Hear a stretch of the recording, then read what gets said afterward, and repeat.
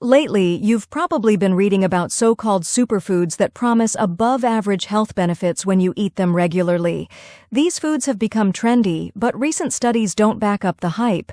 Here's the latest on 5 such so-called superfoods that, according to a survey of dietitians, really aren't as super as many people currently think. Apple cider vinegar. Most of the studies on apple cider vinegar have been done on people with diabetes. One study suggests it helps regulate waking blood sugar in diabetics, but there's no research to support claims that it does a super job of clearing toxins out of the body. Honey. Some people think raw honey provides relief from or protects against seasonal allergies. Once again, there's no research to support this idea, but it is true that honey can be a source of quick-acting fuel for the body, especially for athletes. However, honey does not provide a huge boost to your immune system that will subdue allergies. Pink Himalayan salt. This, according to some literature on the internet, lowers blood pressure.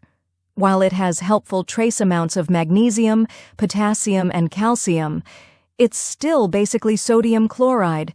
In other words, it's not much different from regular old table salt.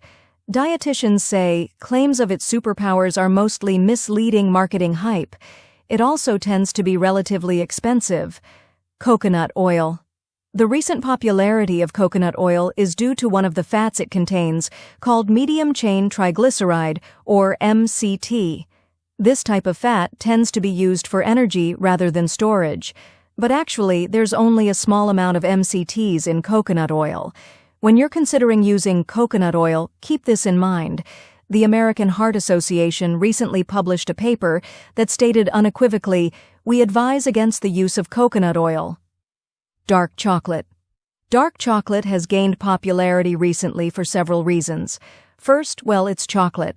Second, it contains a lot of flavonols which appear to help lower the risk of developing heart disease, certain cancers, asthma, and type 2 diabetes. But even dark chocolate is mostly sugar and fat, which can both be bad if you eat too much of them.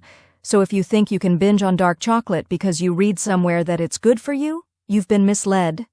All things considered, dark chocolate is definitely not as bad for you as milk chocolate, but it's better to think of it as an occasional treat rather than an everyday superfood.